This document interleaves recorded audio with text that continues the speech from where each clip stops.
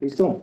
Y se van a seguir conectando. Bueno, pues tengan muy buenas tardes, estimados amigos, barristas, abogados del foro en general. Hoy también tenemos algunos contadores públicos conectados que por aquí saludamos también. Con el amigo Jorge Cruz, con Francisco Rodríguez y otros distinguidos. Sean todos bienvenidos a este evento del capítulo Nuevo León de la Barra Mexicana Colegio de Abogados. Ahora con un tema de interés general, obviamente es jurídico porque es una obligación que tenemos todos derivada de una ley, pero la intención del día de hoy, con la exposición de nuestro amigo Aurelio Lagos, Despacho Chévez, que a continuación presentará César Meraz, creo que el enfoque es tratar de darle practicidad a algunos temas y compartirles algunos conocimientos para beneficio de sus actividades profesionales. Invitarlos, como en cada evento, a que nos sigan, por favor, en nuestras redes sociales. Tenemos página de Facebook, tenemos LinkedIn, tenemos Twitter, tenemos un canal de YouTube donde subimos la gran mayoría de nuestros eventos. Los grabamos, los subimos y se los dejamos ahí de libre acceso por si los quieren consultar o compartir. Invitarlos igualmente a los abogados, si no son miembros de la Barra Mexicana, Colegio de Abogados, que se animen a estar con nosotros aquí en el capítulo si son de este estado o en cualquiera de los otros 20 capítulos en la República o en la sede nacional. Sin más, su servidor Juan Isidoro Luna, que tengo el honor y la responsabilidad de ser presidente de este capítulo. Le agradezco muy especialmente al maestro César Meraz, quien es el coordinador de la Comisión de Derecho Fiscal de nuestro capítulo, quien ha sido además de su práctica profesional muy respetada en el medio, es una persona muy proactiva y siempre tratando de colaborar con la labor académica, social del colegio, de nuestro colegio y de otros que forman parte. Lo cual le vamos a agradecer a César siempre por todo su apoyo y pues le dejo en manos de él, en las mejores manos, para que nos lleven la conducción de este evento con Aurelio. Bienvenidos todos, muchas gracias. Muchas gracias, Juan. La verdad es que es un honor para mí tener la oportunidad de presentar a Aurelio. Y bueno, pero antes no puedo dejar de mencionar que te agradezco mucho tus amables palabras, sobredimensionando desde luego cualquier actividad que tratamos de hacer. Eres muy amable. Bueno, muchas gracias, Aurelio, por estar con nosotros esta tarde. Voy a permitirme presentar rápidamente una síntesis curricular de Aurelio. Él es socio de la firma Chévez Ruiz Amarripa en el área de consultoría fiscal. Se incorporó desde el año 2005 y fue admitido como socio en el año 2017. Ha desarrollado una práctica profesional orientada a la planeación y a la consultoría fiscal, tanto en la parte corporativa como en el área patrimonial con los accionistas y con las personas que tienen interés o negocios. Ha llevado a cabo diferentes participaciones en operaciones tanto públicas como privadas, en reorganizaciones, reestructuras, adquisiciones, fusiones, atención de auditoría y cumplimiento de obligaciones. Tiene mucha experiencia también en el sector inmobiliario. Él es miembro del Instituto de Contadores Públicos de Nuevo León, miembro del Foro de Especialistas Tributarios, estudió en el Tecnológico de Monterrey, la licenciatura en Contaduría Pública y Finanzas, y también hizo estudios de diplomado en Impuestos Internacionales en el ITAM y la Universidad Duke, Duke University. Entonces, pues los dejo con él. Seguramente será de mucho interés esta participación. Y de nueva cuenta, Aurelio, muchas gracias por haber aceptado esta invitación. Eres muy amable. No, muchas gracias. Gracias por la presentación. Muchas gracias, César, Juan, y a todos por la invitación. Un gusto estar aquí con ustedes, como siempre. Muchas gracias. Y pues bueno, como saben, pues ahorita estamos en el mes de declaraciones anuales de personas físicas.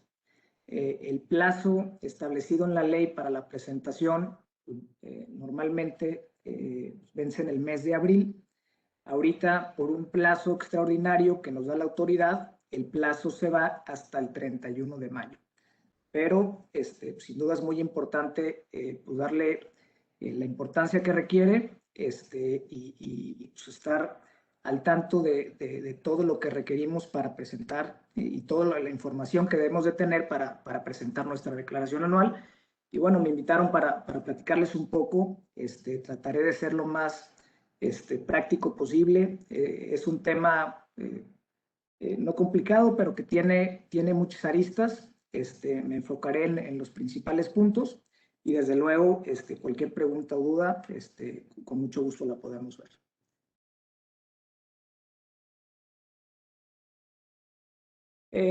Nada más, quise empezar con un tema de generalidades y recordando un poco cómo nace la obligación para las personas físicas de presentar su declaración anual. Como saben, las personas físicas estamos obligados al pago del impuesto sobre la renta en México. Estas personas físicas, ¿quiénes son? Personas físicas residentes en México, residentes en el extranjero que tengan ingresos a través de un establecimiento permanente en México y también las personas físicas extranjeras que tengan un ingreso de fuente de riqueza en México. Y enfocándonos al tema de residentes en México, ¿qué se entiende cuando tenemos esa característica de residente en México? Cuando tenemos nuestra casa habitación aquí, algunos me dirán, oye, pues yo también tengo mi casa en el extranjero. Entonces, la ley prevé un segundo supuesto que te habla del centro de intereses vitales. Y en México tenemos el centro de intereses vitales, entonces vamos a considerarnos como residentes aquí. ¿Y qué entendemos por centro de intereses vitales? Cuando más del 50% de nuestros ingresos sean de fuente mexicana o bien cuando en el país se tenga el centro principal de actividades profesionales. Habrá casos pues ya extremos en donde sea a lo mejor complicado por el tema de la casa habitación, por el tema de centro de intereses vitales, el poder decidir la residencia entre un país y otro. Para eso pues, también se tendrá que atender, en su caso, el tratado internacional que corresponda y en caso de ya no poder llegar a una respuesta clara, se tendrá que acudir a la autoridad para que la autoridad determine nuestro lugar de residencia. Pero para efectos prácticos son estos dos puntos los que te marca nuestro código fiscal. Y atendiendo a eso, también el punto importante es, sabemos que nuestro régimen es de tributación mundial, es decir, tenemos la obligación de acumular ingresos con independencia de la fuente de riqueza en donde procedan. ¿Y por qué es importante esto? Porque todas las inversiones que las personas físicas tengan en el extranjero, pues se tienen que declarar si es que generan algún tipo de ingreso. Y más adelante lo vamos a comentar, pero eso se vuelve muy, muy relevante. De manera general, este régimen está en el título 4 de la Ley del Impuesto sobre la Renta. Es un título que extenso, tiene varios capítulos, uno de disposiciones generales, y hay un capítulo específico por cada tipo de ingreso. Y esto también se vuelve muy relevante porque en la práctica pues una persona física podrá tener distintos tipos de ingresos y se tendrá que atender específicamente al capítulo que resulte aplicable para que una vez teniendo ese cálculo por ingreso se pueda llegar al cálculo global de la declaración anual. Y bueno, también es importante comentar que hay ciertos ingresos exentos, hay un artículo general que te prevé ciertas exenciones, pero también es importante considerar las exenciones que se puedan plantear en cada uno de los capítulos correspondientes. Otro tema que toma importancia es el cambio de residencia. Oye, ¿qué pasa si yo me migro y me voy a otro país? Y uno de los objetivos pues, es tener otra residencia fiscal que no sea la mexicana. Siendo personas físicas, ¿qué pasa? En el año calendario, los pagos provisionales que hayamos realizado, si es que estuvimos obligados a ello, se van a considerar como definitivos. y no vamos a poder presentar una declaración anual. Esos pagos provisionales van a ser el pago del impuesto. Por otra parte, también es importante, o sea, a qué país o qué jurisdicción nos vamos a mover. Si en esta jurisdicción hay un régimen de baja tributación en comparación con el régimen mexicano y por lo tanto se considera un régimen fiscal preferente, pues entonces tenemos una regla particular. Aunque migremos en el año en curso, en ese año no vamos a seguir siendo residentes en México y también en los siguientes 3 años. Es decir, ese cambio de residencia no va a ser inmediato. Esto salvo que al lugar al que vayamos tenga un acuerdo amplio de intercambio de información. Entonces, es importante tomarlo en consideración y más ahorita que la realidad es que lo hemos visto con muchos de nuestros clientes en donde están evaluando esta opción. Y otro punto a recordar es que también a las personas físicas les aplica todas las reglas que tienen que ver con precios de transferencia, es decir, en operaciones que se realizan con partes relacionadas.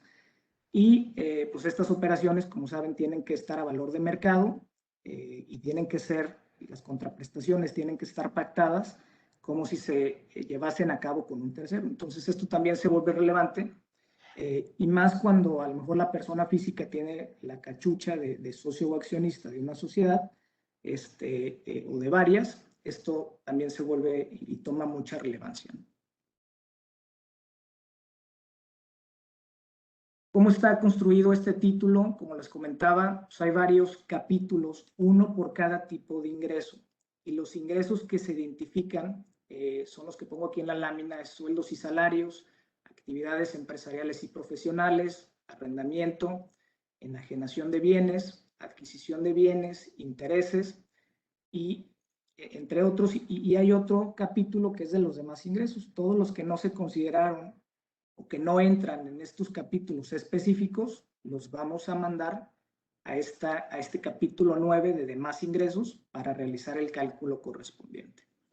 Después tenemos unos capítulos adicionales generales que nos hablan del requisito de las deducciones y por último un capítulo de cómo determinar y cómo realizar el cálculo de nuestra declaración anual. Y como les decía, aquí el tema importante a considerar es, primero, identificar el tipo de ingreso que estamos percibiendo para poder definir qué capítulo tenemos que leer y sobre cuál tenemos que calcular nuestro impuesto.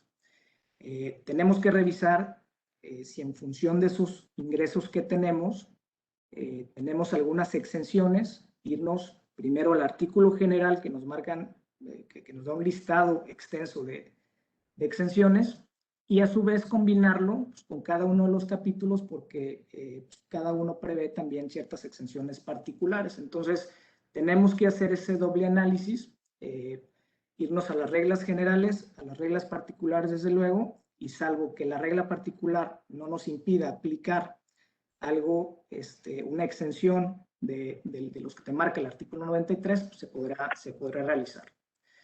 Y bueno, al final, ¿qué es lo que va a pasar? Tenemos que hacer el cálculo por cada tipo de ingreso, considerando también las deducciones específicas que nos marca cada capítulo, cada tipo de ingreso. Al final, ese ingreso menos esa deducción, ese ingreso neto, por llamarlo así, tendremos que meterlo a una licuadora y sobre esa base, calcular nuestro impuesto anual. Eso nada más tiene una exención cuando hablamos de ingresos por actividades empresariales. Eso se queda fuera, eso tiene un régimen cedular y ahorita vamos a entrar al detalle, pero todos los demás ingresos que vimos en estos capítulos específicos se le disminuyen sus deducciones particulares, se suman y eso sumado a la utilidad de tu actividad empresarial va a ser tu ingreso acumulable para efectos de tu declaración. Después podremos aplicar las deducciones personales para ahora sí llegar a nuestro impuesto, ¿no? Y normalmente también un punto a considerar es que cuando se trata de personas físicas, el pago del impuesto puede ser vía retención por parte del pagador. Hay muchos supuestos en la ley en donde el impuesto se paga vía retención por parte del pagador.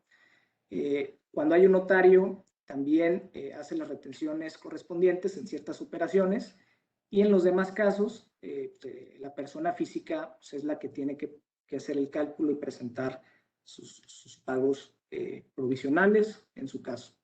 Y también esto se vuelve relevante porque cuando nos hagan algún tipo de retención, tendremos que tener la documentación soporte correspondiente, el comprobante fiscal, así como la demás información y documentación necesaria para poder tener el soporte de lo que se está declarando. Y por último, un tema también general que también toma mucha relevancia y es de interés, es el procedimiento de discrepancia fiscal. ¿Qué es lo que pasa cuando el SAT identifica que los ingresos que percibiste son menores a las erogaciones que realizaste? Entonces te puede iniciar un proceso de discrepancia fiscal. Y la realidad es que el SAT o la autoridad no la tiene muy difícil para iniciarte este procedimiento. ¿Por qué?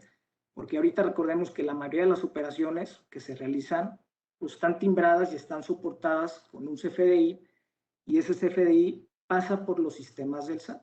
Entonces, el SAT tiene los comprobantes fiscales digitales, tiene toda la información o puede llegarse de la información del sistema financiero, e incluso puede solicitar información, como pongo aquí unos ejemplos, a clubes de golf, hípicos, etcétera, para tener esa información. La realidad es que simplemente con todo el tema del timbrado, el SAT tiene una muy buena base de información para poder hacer esa comparación entre lo que está timbrado, que corresponde a tus erogaciones, versus lo que tú declaraste en tu declaración anual. Entonces, si ven una diferencia importante, ahí es donde puede haber este proceso. Oye, a lo mejor pues eso fue por un tema de donativos, préstamos, algo que no declaramos. Y por eso la importancia de que aun y cuando hay ciertos ingresos que son exentos, que tienen un régimen particular, pues se tienen que informar, porque si no, podemos llegar a este tipo de supuestos en donde la autoridad, por dejar de haber informado este tipo de ingresos, pues pueda llegar a identificar una discrepancia, ¿no? Y por lo tanto, pues iniciar algún procedimiento que pueda ser de molestia para el contribuyente. Y entrando un poco ya en cada uno de los capítulos que marca el título 4 de personas físicas, uno pues es de sueldos y salarios. Aquí la realidad es que este capítulo pues o quien realmente en la práctica lo aplica, pues es el patrón o el pagador del sueldo. Lo que nos dice es, los ingresos gravables son los salarios y las demás prestaciones derivadas de la relación laboral, y también tenemos los famosos asimilables a salarios, que también últimamente se han puesto de moda. Y estos asimilables, ¿en qué consisten? Hay varios tipos o varios supuestos que la ley los considera como asimilables. Aquí puse algunos ejemplos de los honorarios a miembros de consejos directivos, administradores o comisarios, los anticipos a los miembros de sociedades civiles, por ejemplo, un caso particular, el tema de los despachos, que normalmente son sociedades civiles, pues son anticipos a sus miembros y eso se considera un asimilable a salario, y por lo tanto el tema de la retención del impuesto lo tiene que hacer la sociedad de irlo a enterar. Honorarios por servicios preponderantes, cuando alguien presta un servicio personal independiente, pero por la preponderancia de sus servicios, si el 50% de los ingresos los obtiene de un solo patrón, pues cae como un asimilable a salario. Incluso también hay una opción para que ese prestador del servicio pueda optar y le pueda decir al prestatario, oye, sabes que yo quiero tributar sobre este régimen, reténme ya todo lo que tengas que hacer para que tú pagues los impuestos y yo me quito ese problema. Otro tema también relevante y que vemos con mucha, que vemos seguido, es el tema de los planes de acciones. Normalmente, altos directivos se otorgan estos planes de acciones, y la realidad es que este plan de acción al momento en el que se otorga, se otorga a un precio mucho menor para poderlo ejercer, pero después se tiene que comparar con el valor de mercado. Entonces ahí se puede generar una ganancia y también esa ganancia se asimila a un asimilado a salario. Por otro lado, como les comentaba, están los ingresos exentos. Tenemos que irnos a la regla general para ver de cuáles esos ingresos nos aplican y pueden ser derivados de una relación laboral. Aquí pues, ponía prestaciones distintas como tiempo extra, jubilaciones, pensiones, saberes de retiro. Y también es muy importante porque cada uno de estos supuestos pues no están exentos en su totalidad, sino que tienen ciertos límites establecidos por cada uno de los casos particulares. Entonces, sí se tendrá que atender específicamente a este tipo de ingreso o de exención para poder determinar cuánto es lo que voy a poder considerar como exento en mi declaración. Por otra parte, en este capítulo, como les comentaba, la mayoría o la carga está por el patrón. Ellos tienen que retener, ellos son los obligados a enterar el impuesto más tardar el día 17 del mes siguiente y tendrán que hacer el cálculo considerando la tarifa progresiva que va del 1.92% hasta el 35%. Como saben, para efectos de determinar el impuesto en personas físicas, tenemos este tipo de tarifa progresiva, en donde, a diferencia de personas morales, en donde tenemos una tasa definida, aquí es en función del nivel de los ingresos que se perciben. Entonces, ellos serán responsables de hacer ese cálculo, de hacerlo bien. ¿Por qué? Porque puede haber casos en donde se hacen las retenciones, por alguna razón hay un cálculo mal, y al final, cuando se hace el cálculo anual, el trabajador puede tener ahí un saldo a cargo. ¿Cuáles son las obligaciones? La realidad es que aquí para la persona física pues no hay muchas obligaciones más que proporcionar los datos al patrón para que se dé de alta en el RFC y solicitar sus comprobantes fiscales, que esta es la parte relevante. Para efectos de la presentación de la declaración anual, en principio no tienen la obligación, solo van a estar obligados cuando tengan ingresos distintos de sueldos y salarios o cuando los ingresos por sueldos y salarios sean mayores a 400,000 pesos. También si tú le dices a tu patrón, oye, ¿sabes qué? No la presentes, yo la voy a presentar, entonces tú tienes la obligación de presentar esa declaración anual. También si estás en los supuestos de que entraste a trabajar después del 1 de enero o te saliste antes del 31 de diciembre, también se tiene la obligación de presentar esta declaración anual y cuando durante un ejercicio tuviste 2 o más empleadores de forma simultánea. Entonces, sí hay ciertos casos en donde se tiene que presentar y no necesariamente por tener este tipo de ingreso quedas exento de esa obligación. Otro capítulo importante es de las personas físicas con actividades empresariales y profesionales. Por una parte, por lo que se refiere a la actividad empresarial, la misma ley nos dice que son actividades comerciales, industriales, agrícolas, ganaderas, y por su parte, en servicio profesional independiente, pues bueno, los típicos ejemplos, abogados, contadores, médicos, siempre que estos no estén considerados o no estén dentro del capítulo de sueldos y salarios. Entonces, este capítulo o estas personas físicas van a tener un régimen muy particular. ¿Por qué? Porque es un régimen cedular y va a flujo de efectivo. Eso quiere decir que todo lo vamos a calcular, hablando de ingresos y deducciones, cuando estén efectivamente percibidas, para el caso de los ingresos, para efecto de las deducciones, cuando sean efectivamente erogadas. Entonces aquí entramos en un régimen de flujo de efectivo y cuyo cálculo es cedular. No podemos combinar con los demás capítulos. Y para efecto de la determinación de varios de las deducciones y varios supuestos como son las pérdidas fiscales, inversiones, etcétera, la realidad es que es un régimen muy similar al que conocemos para personas morales incluso en varios de los supuestos nos remiten a las disposiciones de personas morales, como es por ejemplo el tema de inversiones o algunas deducciones. Y tenemos también que cumplir con ciertas obligaciones parecidas a personas morales para poder, para que estas deducciones califiquen como estrictamente indispensables y sean deducciones autorizadas. También para el tema de pérdidas fiscales, tenemos el tema de que podemos aplicarlas en un periodo de 10 años, igual que funciona con las sociedades, y en la deducción de inversiones es exactamente lo mismo también. Entramos a un régimen de depreciación con las tasas, como lo marca para las personas morales. Como les comentaba, ingresos acumulables se acumulan cuando se perciban y se consideran ingresos acumulables cualquiera que provenga de bienes o recursos afectos a la actividad, con donaciones, quitas, enajenaciones por cuentas por cobrar, intereses, ganancias por enajenación de activos, entre otros.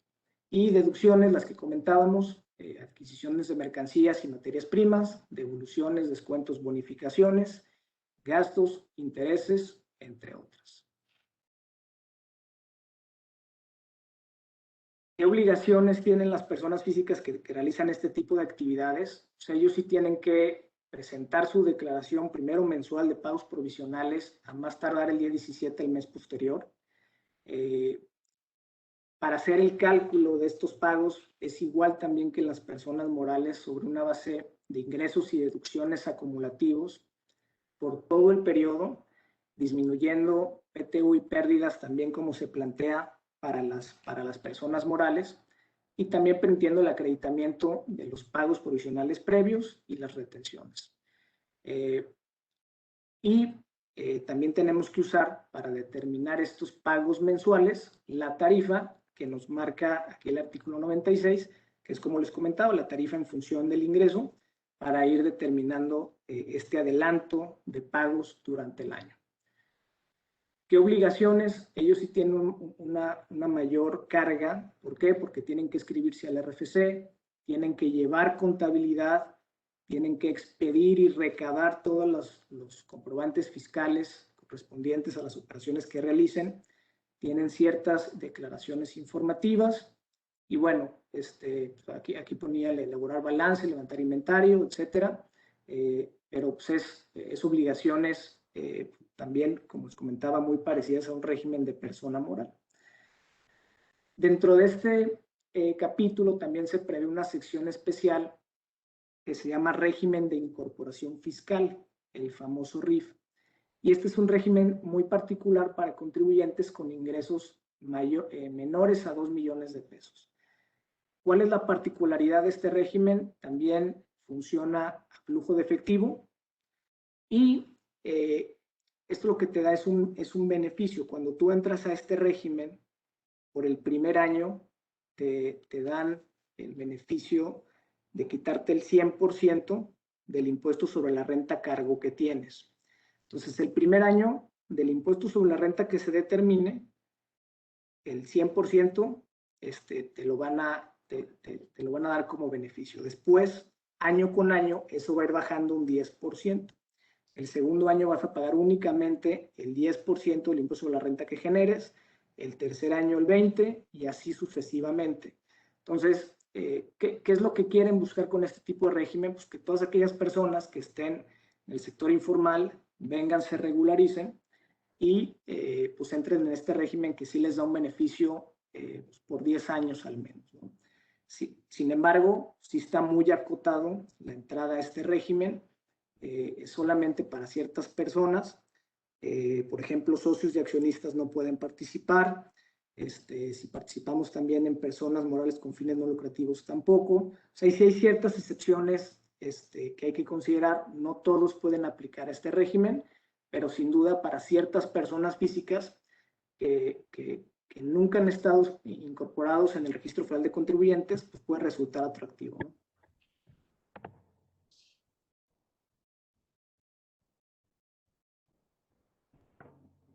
En el tema de arrendamiento, ¿cuáles son los ingresos que se consideran acumulables o gravables? Pues el uso goce temporal de bienes inmuebles, arrendamiento, subarrendamiento y los rendimientos que se obtengan de certificados de participación inmobiliaria no amortizables.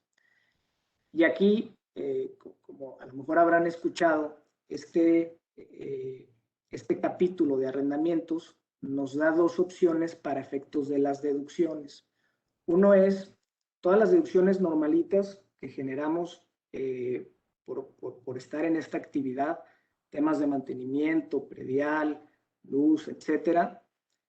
Pero por otra parte nos dice, oye, si tú te dedicas al arrendamiento, te doy la opción de que te olvides de todo el tema de comprobantes fiscales y apliques una deducción opcional.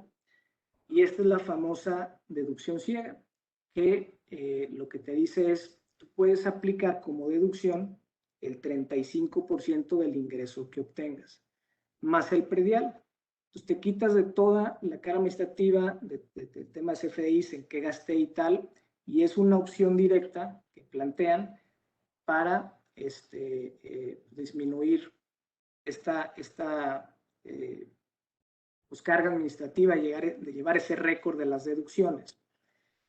Oye, ¿cuándo me conviene usar esta deducción? La realidad es que sí se tiene que hacer el estudio particular en función del momento de las inversiones que se lleven a cabo, porque no necesariamente esta deducción ciega pues es más beneficiosa en todos los casos. Es decir, sí se tiene que hacer ese cálculo para poder determinar, pararnos en la línea del tiempo, determinar cuáles son los montos de las inversiones y sobre esa base pues, tener esa decisión de decidir si vamos por la deducción ciega o no. Sin duda, en la mayoría de los casos es más beneficiosa, pero no en todas. Tenemos que hacer ese cálculo particular. Ahora, también un punto importante en el tema arrendamiento es que si aplicamos la deducción ciega, tenemos que aplicarlo absolutamente por todos los inmuebles o todos los arrendamientos que realicemos, incluso si esos están en copropiedad. No hay manera de poder cambiar la opción para efectos de pagos provisionales, pero sí se establece que puede ser de aplicación anual, por lo cual después podrías cambiar de opción, ¿no? Pero esto fue muy relevante. Y también otra parte importante es cuando se tienen arrendamientos a través de fideicomisos, en donde hay también un tratamiento muy particular, incluso para efectos de pagos provisionales, donde te permite hacer pagos provisionales cuatrimestrales. Igual puedes aplicar la deducción ciega, pero no tienes el tema de estar presentando pagos mensuales. Entonces, también cuando se tenga esta operación a través de un fideicomiso, pues hay que ver el funcionamiento particular.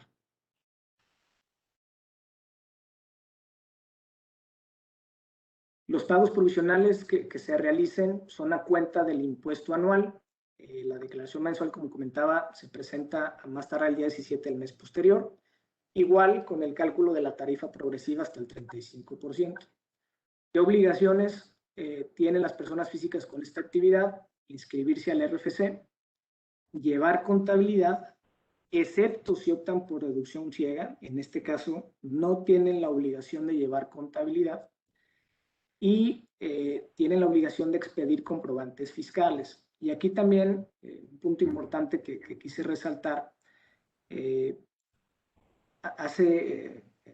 el corto plazo se incluyó una reforma a la ley, lo que te dice, oye, si tú te vas a un juicio donde estás demandando las rentas vencidas, entonces yo, autoridad, pues te voy a pedir que me des todos los comprobantes fiscales.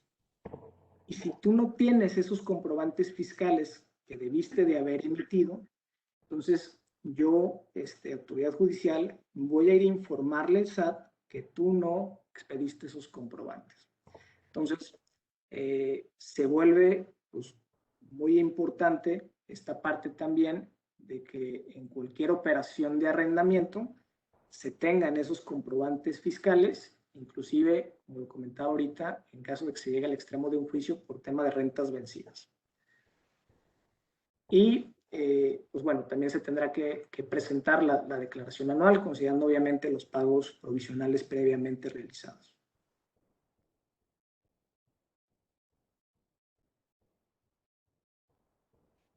En el tema de enajenación de bienes, este capítulo también trae dos secciones. Una sección del régimen general, en donde lo que hace es ponernos todo lo que nos aplica tratándose de bienes inmuebles, bienes muebles y de acciones que no cotizan en bolsa.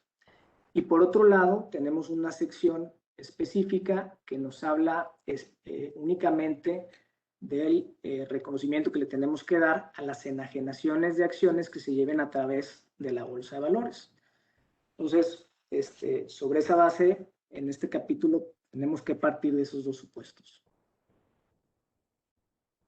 Por lo que se refiere a la sección 1, régimen general, entramos también en un sistema de ingresos menos deducciones, en donde los ingresos son las contraprestaciones pactadas y las deducciones autorizadas están enfocadas pues, con el costo comprobado de adquisición de esos bienes. Pues, en términos muy generales, tenemos que determinar esos ingresos conforme a lo que se establece en este capítulo, ver cuáles son nuestras deducciones autorizadas permitidas, que como comentaba, pues, están relacionadas con el costo comprobado de adquisición, y la determinación de la ganancia. Ahí también tenemos un procedimiento muy particular. ¿Por qué? Porque lo que te dice es, tú cuando me termines esa ganancia, ya después de haber disminuido las deducciones de los ingresos, esa ganancia la vas a disminuir, la vas a dividir, perdón, entre el número de años de tenencia del bien que corresponda. Y tiene un tope de 20 años. ¿Eso por qué? Porque en función de esa división, la ganancia acumulable, que normalmente le llamamos, esa la vamos a sumar a todos los demás ingresos, y la diferencia, que es nuestra ganancia no acumulable, esa la vamos a manejar por aparte. Y a esa ganancia no acumulable le vamos a aplicar directo la tarifa que corresponde en función del ingreso. Y también aquí hay un tema particular, porque para esa ganancia no acumulable, la opción nos da dos alternativas para determinar la tasa de impuestos sobre la renta que tenemos que utilizar. Y una de las opciones es la tasa efectiva del ejercicio en que se lleva a cabo la enajenación. Pero hay otra opción en donde te da la posibilidad de que puedas sacar un promedio de las tasas efectivas de los últimos 5 años. Entonces, eso se vuelve muy, muy relevante. ¿Por qué? Porque hay casos en donde ese promedio de tasas efectivas pues te puede llevar a una tasa incluso de la renta menor a la que pudieras generar en el ejercicio en el que estás llevando a cabo la venta. Entonces aquí sí es importante tener en consideración que están esas dos opciones. Cuando se lleve a cabo una enajenación en este sentido, hacer siempre ese cálculo, ¿no? Es, oye, ¿cuál es mi tasa efectiva de este año? ¿Y cuál es mi tasa efectiva de los últimos 5 años? A lo mejor se empezaba y los ingresos que tenía en el año 1 o 2 eran muy pequeños. Pues eso, para efectos de la determinación de esta tasa efectiva, pues te va a ayudar. Entonces, sí es importante considerarlo para efectos de cualquier tipo de enajenación que entre en este capítulo. Y la realidad es que es un procedimiento similar cuando se determinan pérdidas fiscales. Hay que dividir esa pérdida entre el número de años de tenencia. Una quinta parte se puede aplicar contra todos los ingresos, excepto sueldos, salarios y actividades empresariales, y el remanente contra las ganancias de bienes del régimen general. Entonces, también es un cálculo muy particular cuando determinamos una ganancia, una pérdida por una enajenación y tenemos que seguir este procedimiento.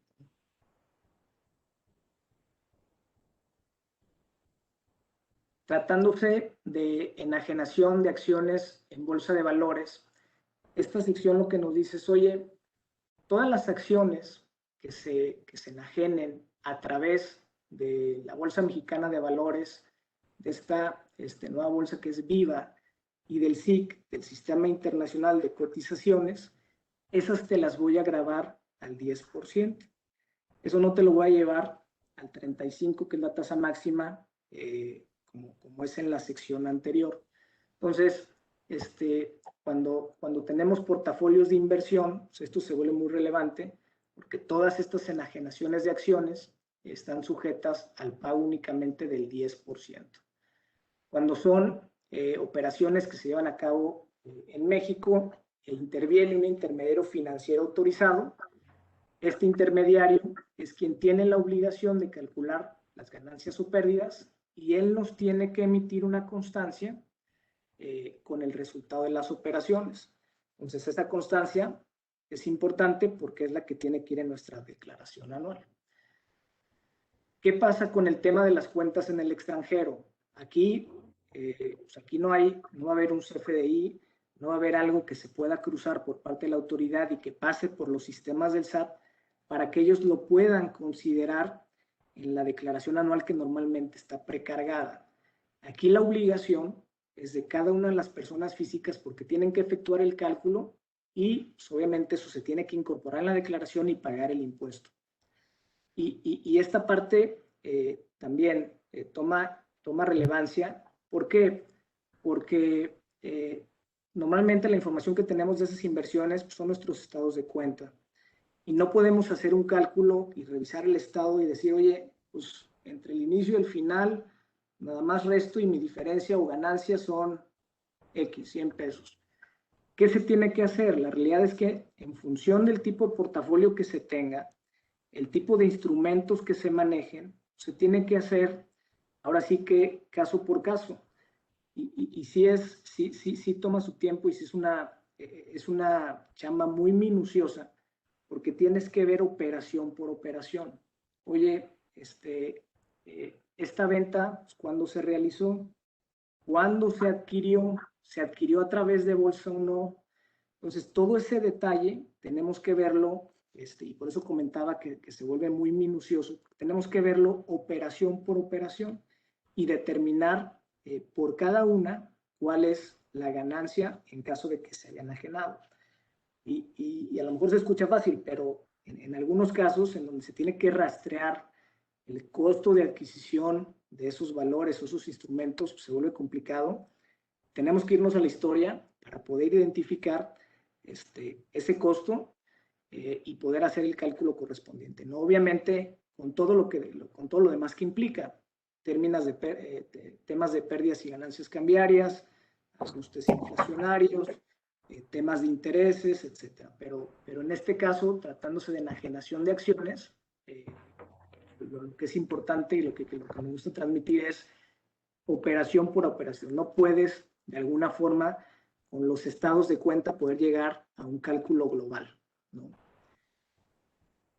Y, bueno, este régimen del 10% no es aplicable cuando hay una persona, un grupo de personas que directo o indirectamente tengan el 10% más de las acciones en el emisor.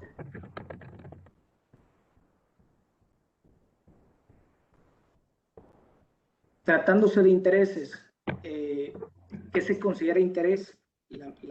Este mismo título de personas físicas con este capítulo específico nos refiere al artículo 8 de la Ley de Impuesto sobre la Renta, en donde se considera interés los rendimientos de crédito de cualquier clase, de deuda pública, bonos, obligaciones, ganancia por enajenación de bonos, valores, otros títulos de crédito colocados entre el gran público inversionista, y temas de ganancias y pérdidas cambiarias devengadas por fluctuación cambiaria. ¿Qué es lo que nos generan intereses normalmente?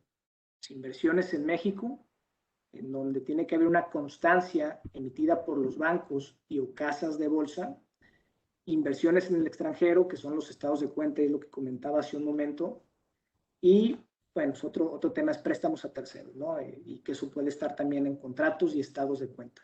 Entonces, pues en función del tipo de inversión que se maneje y del interés que deriven de esta inversión, pues se tendrá que tener ya sea la constancia, la documentación soporte en el caso de inversiones en el extranjero o de contratos para poder soportar las entradas y salidas de flujo, ¿no? Para efectos de la persona física, ¿cuál es el interés que es acumulable? Lo que te dice la ley es que tú tienes que acumular el interés real. ¿Y cuál es el interés real? Pues es el interés quitando el ajuste inflacionario. El ajuste inflacionario, lo que te dice es ese saldo promedio diario de tu inversión por el factor de actualización. El factor de actualización es el INPC más reciente del periodo, el INPC del primer mes de la inversión. Entonces es de punta a punta. Aquí lo interesante es que tienes que sacar ese saldo promedio diario de la inversión, multiplicarlo por este factor de actualización, sacar tu ajuste inflacionario y eso, pues, restarlo de tu interés para determinar el interés que es acumulable para efectos de tu declaración. ¿Cuál es el momento de acumulación? Que también esta es una parte importante y la misma disposición sí lo prevé. Pues es cuando efectivamente se perciba al cobro, te dice que es cuando esté a disposición del contribuyente, o sea, un interés que se haya reinvertido. Y hay una excepción, va a ser devengado solo en los casos en donde los intereses provengan de sociedades que no son sistema financiero. Entonces, cualquier préstamo que se realice a cualquier persona que no sea sistema financiero, ese interés va a ser devengado. Y aquí también hay un punto importante a considerar cuando estamos haciendo los cálculos y principalmente cuando son cálculos de inversiones de la inversión del extranjero.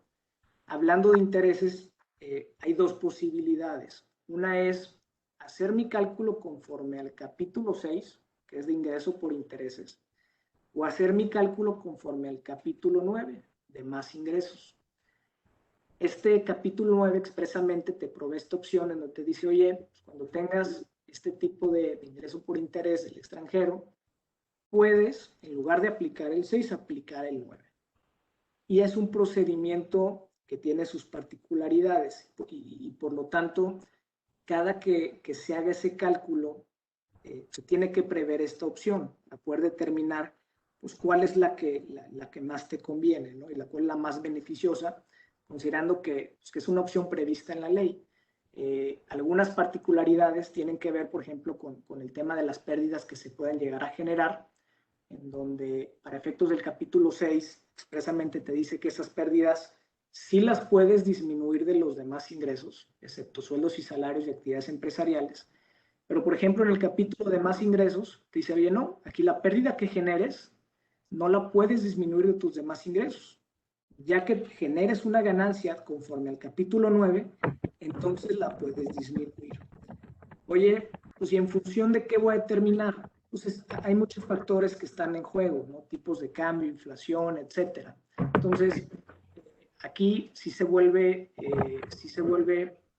muy importante considerar estas dos opciones cuando hablamos de intereses y principalmente cuando hablamos de intereses que provienen de inversiones en el extranjero para poder determinar cuál es la opción que más nos conviene. Y por otra parte, hay otra opción que se prevé en el 239 del reglamento de renta y que es un factor que el SAT determina. Este factor, ¿a qué lo podemos aplicar? A ingresos por intereses y a ganancias cambiarias derivadas de inversiones en el extranjero. O sea, aquí lo que te dice el SAT es, a ver, en lugar de que te metas y hagas todo el cálculo conforme el capítulo que corresponda, yo determino, SAT, un factor y ese factor lo van publicando año con año. Oye, pues, ¿en qué se basa ese factor para que el SAT lo determine? Pues, en los incrementos del INPC, en estimados sobre ganancias cambiarias proyectadas que ellos hacen. O sea, son cálculos que ellos manejan de manera interna y que al final pues, llegan con esta determinación. Entonces, Por ejemplo, en el 2020 cierras el ejercicio y ellos tienen la obligación de publicar este factor en el mes de febrero del año siguiente. Entonces, en febrero de este año publicaron este factor que es de 4.67%. Y bueno, pues es un factor adicional que te juega para poder determinar por cuál opción irte, ¿no? Y que bueno, pues es importante tener el radar para considerarlo.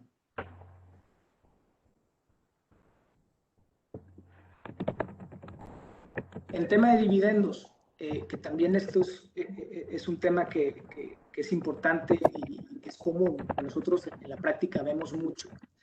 Cuando una persona física percibe un dividendo de la sociedad en la que participa, pues ese dividendo o ese ingreso sí está grabado. Entonces, y esto tanto de empresas nacionales como del extranjero. ¿Qué es lo que va a considerar esa persona física como ingreso por dividendos? Lo que dice la ley es, a ver, tú me vas a considerar como acumulable el dividendo que recibiste, pero incluyendo el impuesto que pagó la sociedad. Y me regreso un paso antes. Como ustedes saben, cuando una sociedad distribuye un dividendo, la carga tributaria sobre eso pues está a nivel de la sociedad. Ellos tendrán que determinar si tienen que pagar el impuesto, si proviene o no de CUFIN, si tienen CUFIN anterior al 31 de diciembre de 2013 o no, y en función de eso, pues determinar si la empresa paga el impuesto. Si paga el impuesto, si proviene de CUFIN, pues si proviene de CUFIN es porque ya está en la cuenta y ya pagaron, esas utilidades ya pagaron impuestos. Entonces, lo que te dices, oye, pues ese ingreso que percibas, lo vas a acumular, pero incluyendo el impuesto que pagó la sociedad, ese 30% que pagó la sociedad. Entonces, hay que piramidar ese ingreso. El factor para llegar es el 1.4286. Entonces, consideramos el piramidado como ingreso acumulable y nos dan la posibilidad de acreditar ese 30%. Y únicamente en principio nos queda el remanente por el diferencial de tasa, en su caso, cuando estamos en la tasa máxima, entre el 30% que paga la sociedad y el 5%, perdón, y el 35% de la persona física, ese 5% adicional. Pero a eso hay que sumarle el 10% adicional que se incluye a partir de 2014 y que es un impuesto adicional que tiene que retener la persona que distribuye el dividendo y lo tiene que ir a integrar por parte de la persona física. O sea, este impuesto sí es a cargo de la persona física. Esto nos lleva a que cuando alguien percibe un ingreso por dividendo, la tasa efectiva de impuesto sobre la renta que paga es del 42%. 30% de la sociedad, el 5% adicional, y esto considerando que nos estamos yendo a la tasa máxima, y aparte este 10% de retención adicional que se tiene que realizar, que este 10% únicamente se retiene cuando la sociedad no tiene CUFIN anterior al 31 de diciembre de 2013. Y la CUFIN, pues como saben, es la cuenta de utilidades que ya pagaron impuestos, la cuenta de utilidades fiscales netas. Y ahí se va haciendo todo ese saldo respecto de utilidades que ya pagaron impuestos y que podemos distribuir. Sobre esa base, pues también se vuelve relevante cuando hay una distribución, una percepción del dividendo, que se haga el análisis de si proviene de CUFIN o no y de cuál CUFIN proviene, lo que llamamos nosotros normalmente la CUFIN vieja o la CUFIN nueva, ¿no? Para poder determinar si nos aplica o no este 10%. Pero bueno, en términos generales, como pueden ver, pues es gravoso el tema del ingreso por dividendos. Y tema del extranjero, se acumula también el monto percibido, se puede acreditar el impuesto sobre la renta retenido, y aquí el 10% se tiene que pagar de manera mensual. Y eso es un tema que normalmente en la práctica, la realidad es que no se hace. ¿Por qué? Porque se va dejando en los estados de cuenta, no lo van considerando. y hasta que llega al final del año para hacer su declaración anual, entonces ahí se regularizan y se pagan esos 10% de manera mensual. Sin embargo, hay que tener presente que la obligación se tiene que cumplir de manera mensual. Y otro punto que no quise dejar de mencionar es cuando hay préstamos a socios o accionistas, tenemos una consideración adicional, este capítulo que te puede generar un dividendo ficto, ¿no? Lo que te dicen, oye, y hay otros supuestos, pero quise mencionar este porque también es de los comunes, en donde si hay préstamos de la sociedad al accionista persona física que no cumplan con ciertos requisitos, nos pueden tipificar ese préstamo como un dividendo. Y esos requisitos van en función a si el préstamo está relacionado con la actividad de la empresa, que no sea mayor a un año, etcétera, y que se cumplan los términos del contrato establecido. Entonces, esto es una práctica común. Normalmente, a veces es fácil sacarle dinero de la empresa vía préstamos. No se toma la precaución de cumplir con estos requisitos y entramos en esa posible contingencia de que nos puedan decir que es un dividendo ficto, ¿no? Entonces, es un punto también que es importante considerar y tener en cuenta.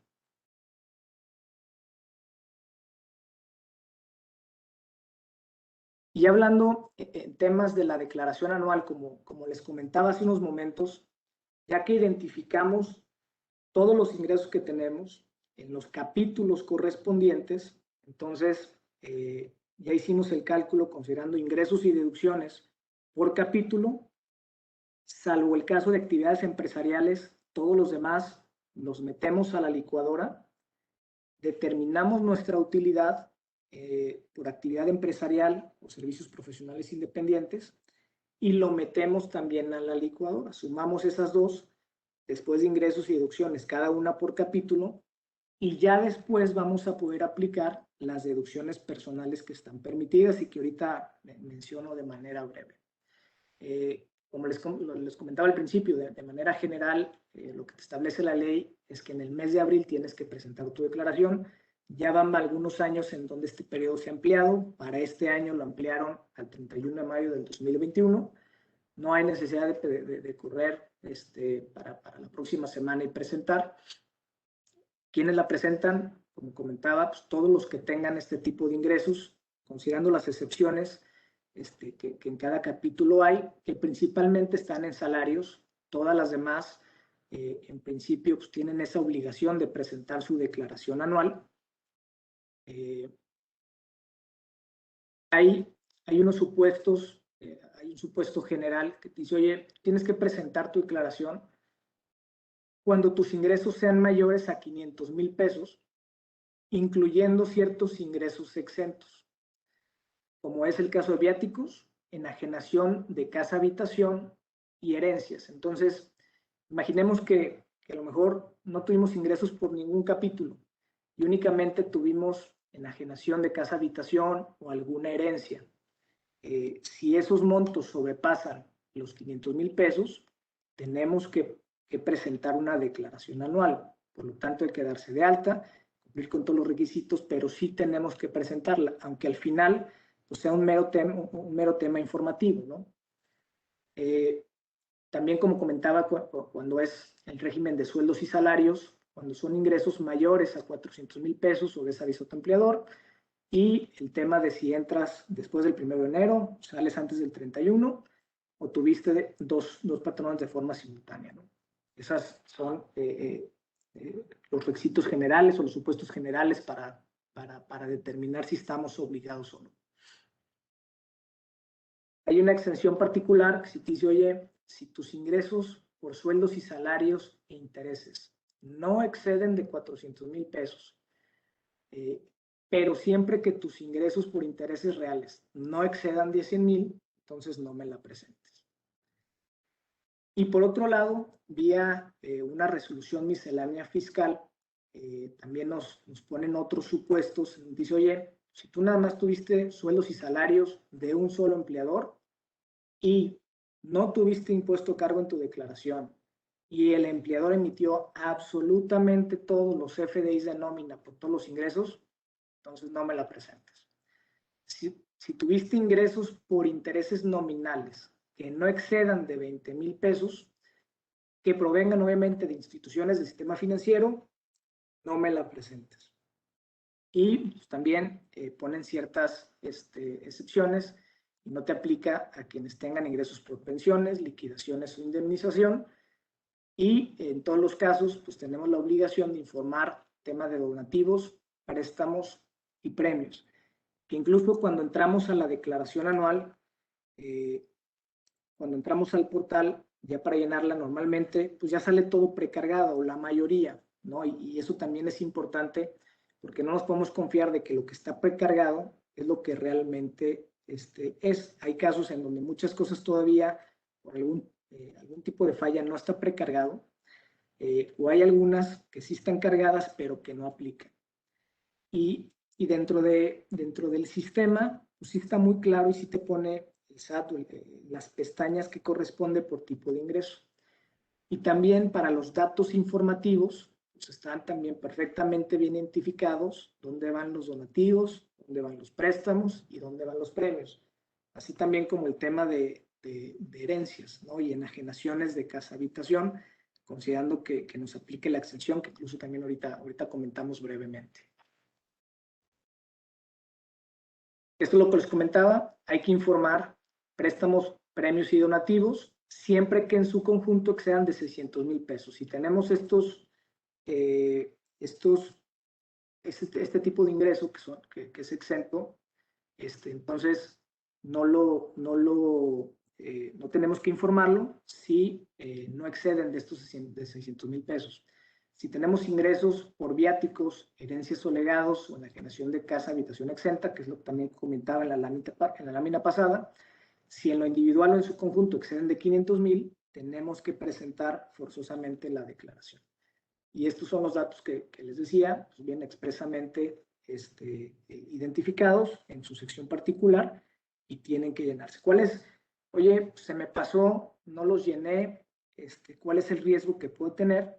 Pues en un extremo, que la autoridad te puede decir que al no informarlo y ser eso un requisito formal, pues te lo considere como un ingreso, ¿no? Y es por eso la importancia de tenerlos declarados e informados en tu declaración anual. Y por otra parte, tenemos el tema de las deducciones personales, que son los gastos que como contribuyentes pues, tenemos derecho a disminuir de los ingresos. Sin embargo, seguramente también sabrán, pues, a lo largo del tiempo, estas deducciones personales se han ido limitando y disminuido considerablemente. Ahorita, y ya de varios años para acá, pues tenemos un tope en esta deducción que nos dan dos alternativas. Una es 5 UMAS por 365, o sea, las sumas elevadas al año, que nos da un aproximado de entre 150 y 160,000 pesos, o el 15% del total de los ingresos, el que resulte menor. Entonces, de entrada, pues ya tenemos una limitante de las deducciones por 150,000 pesos, ¿no? Por más gastos que hayamos tenido, temas de escuelas, gastos médicos, etcétera, el tope de entrada son 150,000 pesos y ahí tenemos el primer límite. ¿Qué es importante para poder también aplicar estas deducciones personales?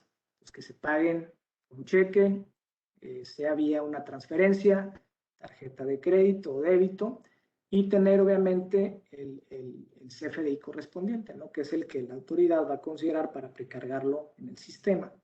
Si no cumplimos con ninguno de estos requisitos, también normalmente en la práctica muchos de estos gastos que pueden calificar como deducciones personales se hacen en efectivo. O sea, al momento de hacer esos pagos en efectivo, aún y cuando te emitan el CFDI, pues no procede su deducción para efectos del cálculo. ¿Cuáles son? Algunos es tema de salud, médicos, dentales, hospitalarios, educación, intereses hipotecarios, gastos funerarios, donativos, entre otros. Y también, digo, dentro de este límite general de 150,000 pesos, pues dentro de cada uno de estos también tenemos nuestros límites. Entonces, pues hay que atender también al caso particular para determinar el límite de cada uno de ellos, ¿no? En el caso, por ejemplo, aquí ponía el tema de salud, que son horarios médicos, dentales y por servicios profesionales en materia de psicología y nutrición, gastos hospitalarios y medicinas incluidas en facturas de hospitales. Las facturas de comprobantes de farmacias no proceden.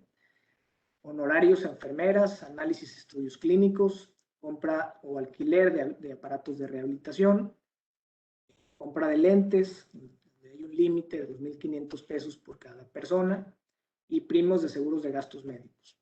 Y esto también se permite hacer estos gastos si son, o deducirlos, si son del cónyuge, padres, abuelos, hijos, nietos, descendencia en línea recta para arriba, ascendente o descendiente, y bueno, y siempre que estos no tengan ingresos anuales mayores a 29,000 pesos. Entonces, pues hay que considerar también estos límites adicionales, aparte del límite general que ya comentamos ahorita.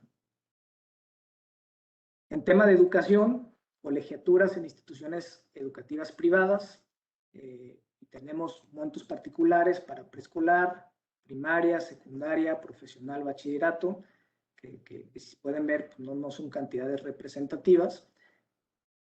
Sacan también de la ecuación todo lo que tiene que ver con conceptos de inscripción o reinscripción, y el transporte escolar únicamente cuando sea obligatoria por parte de la institución. Si el transporte escolar no es obligatorio, entonces ese gasto no lo puedes considerar como una deducción personal y no lo puedes disminuir para efectos de tu cálculo de tu declaración.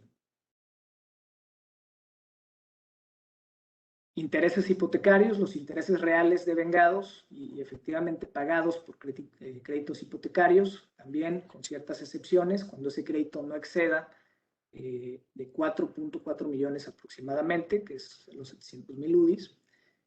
Gastos funerarios, cónyuge, concubino, padres, abuelos, comentamos ahorita, y que no exceda de 29,000 pesos. Aportaciones complementarias de retiro realizadas en la subcuenta aportaciones voluntarias de tus planes personales, Interna Afore, también con un tope del 10% de ingresos acumulables, sin exceder 147,000 pesos. Y también los donativos, que también están topados del 7% de los ingresos acumulables del año anterior. Entonces, pues como pueden ver, para cada tipo de deducción personal que está permitida, tenemos ese límite, tenemos un límite específico, y bueno, por otra parte, pues tenemos el límite general que hablábamos de 150,000 pesos, ¿no? ¿Qué pasa si en nuestra declaración, después de hacer el cálculo, somos afortunados y generamos un saldo a favor? Los contribuyentes, al momento de que hacen la presentación y determinen este saldo a favor de impuestos sobre la renta, el mismo sistema te da la opción de que puedas solicitar la devolución automática, como le llaman, y esto siempre, hasta antes del 31 de julio. Y bueno, le llaman el sistema automático de devoluciones. ¿Cuándo va a aplicar esta devolución automática? Solo si el monto de mi devolución no supera los 150,000 pesos. Para esto, la declaración la tengo que presentar con la e-firma, o antes FIEL, que es nuestra firma electrónica, para que pueda aplicar. Si no presento mi declaración con esta firma, no va a aplicar esta devolución automática cuando son montos de 10,000 a 150,000 pesos. Si es una cantidad menor a 10,000 pesos, con la pura contraseña que le llaman, entonces con esa puedes obtener tu devolución. Pero pues hay otro tema que hay que considerar. Si tú en declaraciones anteriores ya tenías registrada tu cuenta clave de tu cuenta bancaria, que es la que normalmente establecías para que te cayera esa devolución, Si ya está precargada esa clave, pues va a aplicar esta devolución automática. Pero si hoy tú decides cambiar de cuenta y es una cuenta que no está precargada, entonces no te va a aplicar esta devolución automática. Y entonces pues, tendremos que ir a presentar nuestro trámite de solicitud de devolución ante la autoridad fiscal, como normalmente como un trámite normal en donde llenamos nuestro formatito electrónico, presentamos nuestro escrito, integramos todo nuestro soporte de nuestro saldo a favor, y bueno, pues es ir a esperar a que la autoridad nos resuelva, ¿no? Después, obviamente también de todos los requerimientos que nos puede hacer. Entonces, sin duda, habrá que ver si al momento de presentar la declaración pues podemos cumplir con los requisitos para que entre en este sistema automático de devolución. Por lo tanto, se vuelve muy importante tener a la mano la contraseña, tener la e-firma vigente. Esta e-firma tiene una vigencia de 4 años. Al principio tenía una vigencia de 2. Tenías que ir a renovarla personalmente a la administración. Después eso migró y esa firma electrónica podía renovarla en el portal del SAT. Ahorita ampliaron el periodo de vigencia de 2 a 4 años y también, y esto tiene poco, y también pues derivado de todo este tema de la pandemia, ya lo que te dicen está bien, si se te venció y ese periodo de que está vencida no ha pasado de 1 año, te doy chance de que te subas al portal y ahí la renueves. Si ya pasó más de 1 año, entonces sí tienes que ir a la administración de manera personal a sacar o renovar tu fiel, ¿no? Y la verdad, digo, son temas que parecen simples, pero créanme que en la práctica y más últimamente es muy complicado porque para empezar el tema de citas es un calvario y por este simple requisito que parece tan sencillo, no podrías presentar tu declaración anual ahorita porque prácticamente es imposible tener una cita para tener tu fiel, ¿no? Y bueno, sin duda, como ya he comentado y siendo reiterativo, ¿qué información debes de mantener aún y cuando a lo mejor respecto de ciertos ingresos no tengas la obligación de llevar contabilidad? Pues sí tienes que tener la documentación soporte de los ingresos que realizas y de las operaciones relevantes que hagas. Tienes que tener tus CFDIs de ingresos.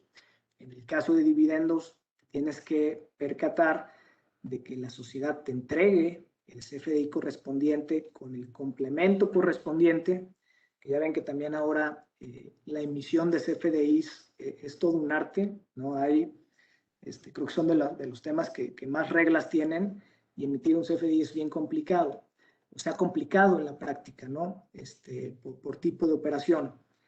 Y si ese CFDI que nos emitan, aparte, pues trae algún tipo de error, la autoridad te lo puede desestimar. Entonces, en adición a que tenemos que cerciorarnos de que se haya emitido el CFDI, que nos lo entreguen, pues tenemos que cerciorarnos de que esté bien.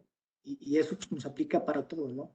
Y el caso de dividendos es un caso particular que sin duda se vuelve importante. Todo el tema de constancias, que también son comprobantes fiscales de intereses, que nos tengan que emitir los que nos retengan. Y bueno, pues el detalle de ingresos, deducciones de cada capítulo y los CFDIs de gastos efectuados durante el ejercicio, ¿no? De deducciones personales.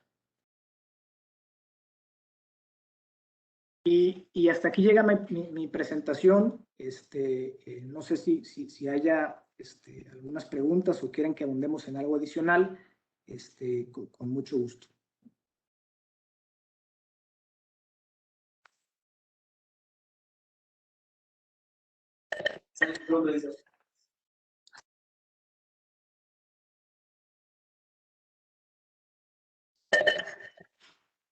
Muchas gracias, Aurelio.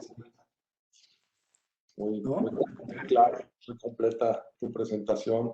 Oye, yo quisiera preguntarte, me llamó la atención cuando tocaste el tema de la aplicación para el régimen de personas físicas, al igual que sabemos a las personas morales, el tema de partes relacionadas. No sé si pudieras ahí abundar un poquito, porque eso sí, la verdad yo no lo traía en el radar como tal, ¿no? Sí, claro. Incluso, como sabemos, en la ley del impuesto a la renta hay varias disposiciones que nos dicen que se considera como una parte relacionada y tenemos disposiciones generales que nos dicen, oye, cuando realices operaciones con estas personas que caigan en esta definición de partes relacionadas, o las contraprestaciones que pactes tienen que estar a valor de mercado, ¿no? Entendiéndose eso, que sean contraprestaciones que se pacten con terceros independientes. Entonces, este capítulo de personas físicas bien nos hace esa cuestión. Si, oye, todas las operaciones que lleven a cabo las personas físicas, pues también van a estar sujetas al tema de precios de transferencia. Y también este mismo título nos vuelve a decir que se consideran como partes relacionadas. Y como sabemos, la definición de partes relacionadas es sumamente amplia, ¿no?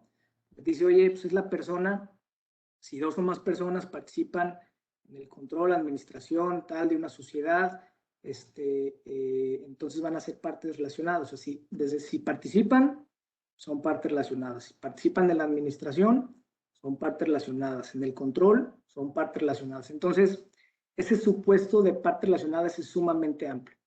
Y lo que sí te dice el título de personas físicas es, también te aplica, ¿no? Igual que a las personas morales que realizan operaciones con partes relacionadas. Yo te diría, es el mismo supuesto. Y otra pregunta que me surgió, cuando hablabas del régimen de incorporación fiscal, sí, debiendo ser los ingresos menores a 2 millones de pesos, tomas esa opción y empiezas a declarar de esa manera con la ventaja, con el beneficio de la tasa reducida o le quieras llamar al beneficio, ¿no? Ahí supongo que, ¿qué ocurre si al segundo año, al tercer año, tus ingresos superan los 2 millones? Automáticamente, Claro. automáticamente tributas ya con la tasa que corresponde, ¿no? Pierdes esos derechos, ¿no? Así es, y lo establece también textualmente el artículo, lo que te dice es, oye, para empezar, si tú estás iniciando actividades, tienes que estimar que tus ingresos no van a superar esos 2 millones de pesos para entrar en este régimen de incorporación fiscal. Eso por una parte. Oye, ya estás operando y tampoco estimas que tus ingresos vayan a superar esos millones. Te dejo tributar. Pero en el momento en el que te pases, en ese momento vas para atrás y te vas al régimen general. Entonces, sí es muy claro y es específico la disposición en ese sentido, para sacarte del régimen cuando ya no cumplas ese requisito y mandarte al régimen general. Y otra pregunta más que tengo es en el caso, lo comentaste ahorita, el caso de fideicomisos inmobiliarios, en el tema de las deducciones. Ahí como persona física, tú, vamos a suponer que haces un fideicomiso inmobiliario, aportas tus inmuebles. Las deducciones, ahí comentaste algo sobre las deducciones, ¿no? Sí, correcto. Y a lo mejor me das un poco.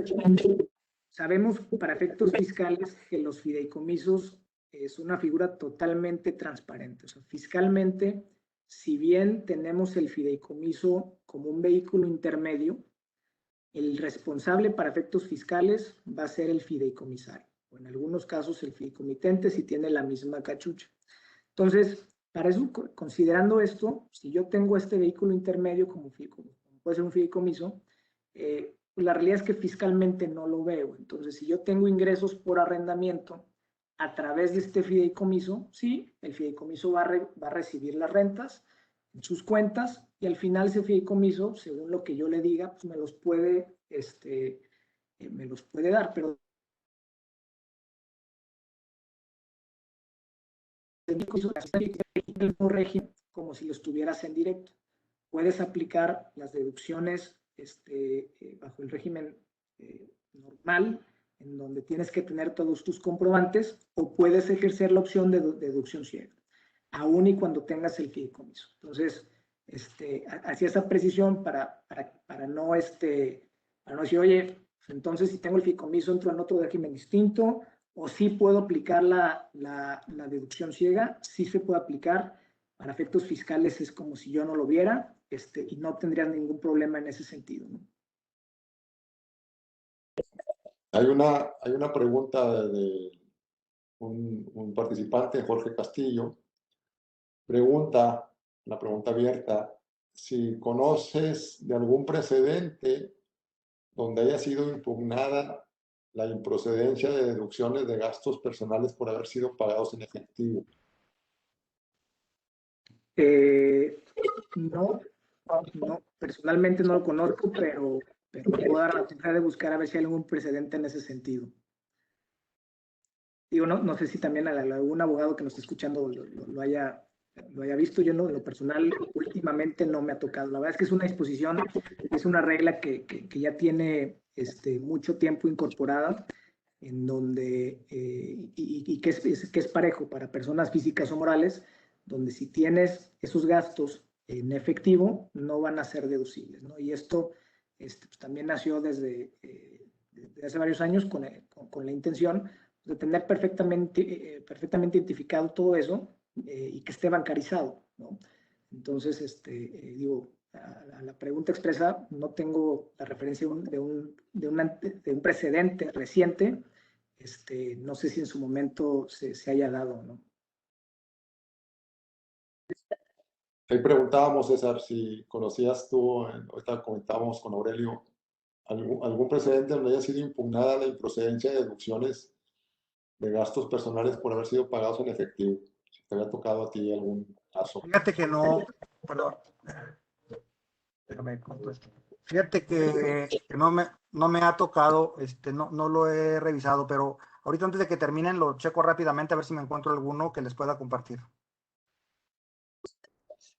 De acuerdo. No sé si hay algunas preguntas de los participantes, alguien que quiera comentar algo. Está abierto el chat con las preguntas y respuestas. ¿Cómo se recuperan más fácil los saldos a favor? Esa es buena pregunta y es la pregunta que todos queremos saber, caray. No, y la verdad es que desgraciadamente sí, es un tema que se ha complicado muchísimo y más en estos últimos años. Desde luego el año pasado también por todo este tema se complicó mucho más y sin duda el tema de las devoluciones pues es algo que la autoridad se ha seguido pateando. Lo que hemos visto en la práctica es que se han vuelto sumamente requisitosos en todos el cumplimiento de requisitos para poder obtener la devolución, ¿no? La verdad es que si de por sí el tiempo que te marca la ley, que son 40 días hábiles, considerando que te pueden requerir 2 veces la autoridad, y eso te puede llevar a lo mejor a duplicar ese tiempo y que en promedio la devolución sea 3 meses y medio, 4 meses, en la práctica ese proceso se ha retrasado muchísimo más, ¿no? Y hay muchos factores. El tema también de que la gente, la administración, con toda la gente que ha salido, pues se ha cargado también de mucho más trabajo y pues también un tema de los recursos con los que cuentan, ¿no? Esa parte es un tema que siempre se ha discutido, se ha comentado. Por el tema, por el lado empresarial, se ha hecho la lucha por tratar de acelerarlas, pero ha sido complicado el proceso, ¿no? Correcto. Por ahí está una pregunta en las preguntas y respuestas. No sé si la ves tú, César, ahí. Dice, ¿es válido concluir que las contingencias derivadas de la omisión de los exentos conforme al 150 tercer párrafo son insuperables si se omite informarlos en la declaración anual normal? A ver, así que me la puedes repetir, por favor. Yo no la veo aquí. Hay una sección ahí que dice tuya. Question and Answers. Dice Marco Antonio Flores. ¿Es válido concluir que las contingencias derivadas de la omisión de los exentos conforme al artículo 150, tercer párrafo de la Ley del Impuesto de la Renta, son insuperables si se omite informarlos en la declaración anual normal. Y me refiero aquí, para facilidad tuya, dice el artículo 150, tercer párrafo, dice, en la declaración a que se refiere el primer párrafo de este artículo, la declaración anual, los contribuyentes en el ejercicio que se declara hayan obtenido ingresos totales, incluyendo aquellos por los que no se esté obligado al pago del impuesto y por los que se pagó el impuesto definitivo superiores a 500,000 pesos, deberán declarar la totalidad de sus ingresos, incluidos aquellos por los que no se esté obligado al pago del impuesto, en los términos de la fracción 17, 19, inciso A, 22 del artículo 93 de esta ley, y por los que se haya pagado el impuesto definitivo en los términos del artículo 138 de la misma. Correcto, sí, porque si no me recuerdo, si hay una disposición expresa que te dice que si no declaras o no informas respecto de estos tres ingresos exentos, eso se considera como un ingreso. A diferencia, por ejemplo, de que no hay algo parecido para los donativos, y que el tema de los donativos está en otra fracción. Entonces, si bien para tres tipos de ingresos exentos, que si no mal recuerdo estoy presentando aquí, viáticos, herencias, legados, enajenación de casa, habitación exenta, si hay una disposición que te establece que no se va a considerar, que se va a considerar como un ingreso si no los declaras. Como no lo hay, por ejemplo, para otros supuestos, como puede ser donativos, aunque pues si excedes del monto lo tienes que declarar, pero no tienes esa sanción, por llamarlo así, expresa en la ley. Correcto.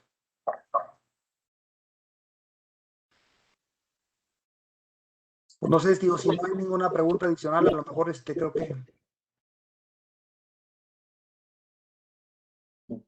Ya eso hagamos las que tenía, yo tenía algunas, ya las hice también. O sea, pasaríamos entonces al cierre. Adelante, señor presidente. Pues muy agradecido, Aurelio, por esta repasada que nos diste, de interés obligado para todos.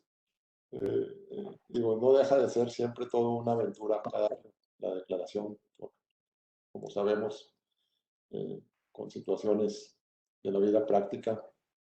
Todo este tema de las deducciones, ¿no? Tan importante también ahora por las personas obligadas a dar los comprobantes digitales. Comentaba por ahí un amigo que se los clasificaron mal, por ejemplo, ¿no? Y él pagó con tarjeta y todo, pero estaban clasificados. Entonces, pues, para todos los fines son no deducibles. Sí, exactamente. Y ese tema se ha vuelto bien relevante porque ahora recordarán también, digo, no tiene mucho, con toda esta sistemización de los FDIs, hicieron catálogos para absolutamente todo, ¿no? El tipo de servicio que prestas, el tipo de operación que realizas. Entonces, hay un catálogo muy extenso en donde se manejan ciertas claves que también tienen que ver con la forma de pago, etcétera, y eso, te equivocas en algo y la autoridad pues, ya te puede decir que no es válido, o el sistema te lo puede reconocer indebidamente.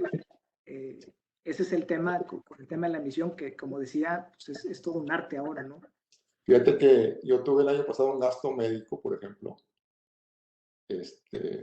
y lo pagué con mi tarjeta de crédito, y al emitirlo, la señorita cajera ahí estaba comiéndose una torta ahí de almuerzo, y tuvo ahí un descuido, y le puso que había pagado en efectivo.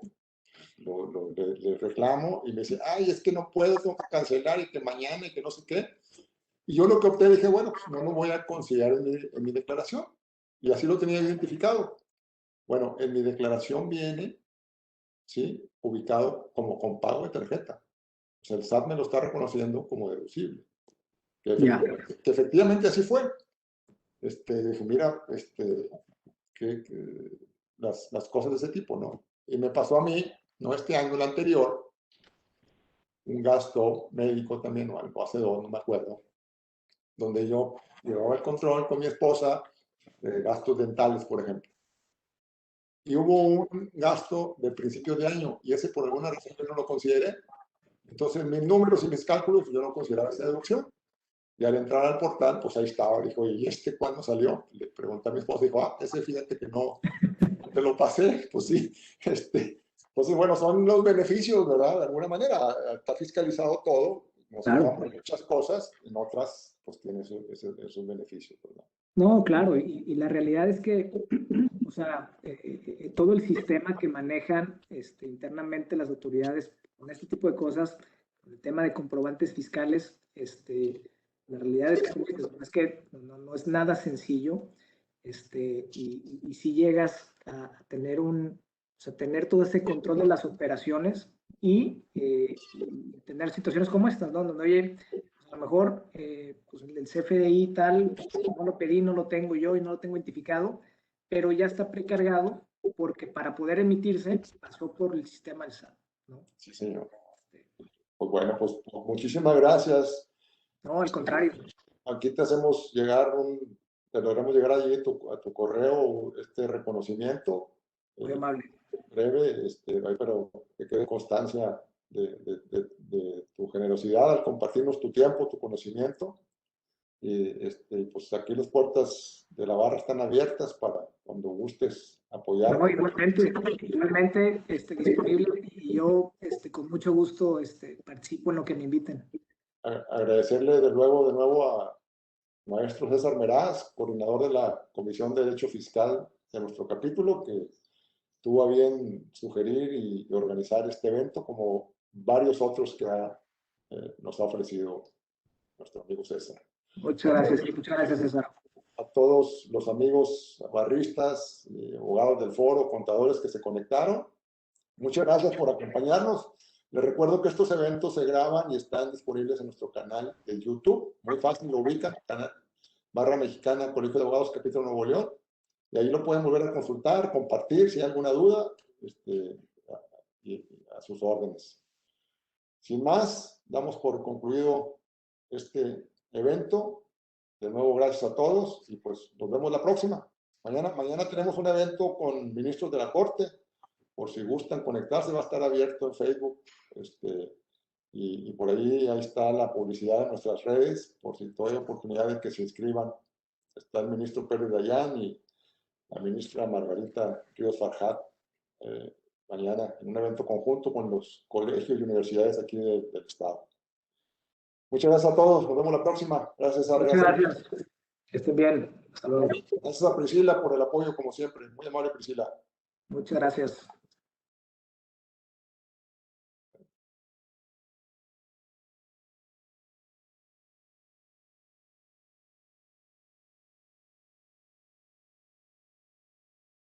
Terminamos, Priscila. Muchas gracias. Gracias, licenciado. Nos vemos. Bye.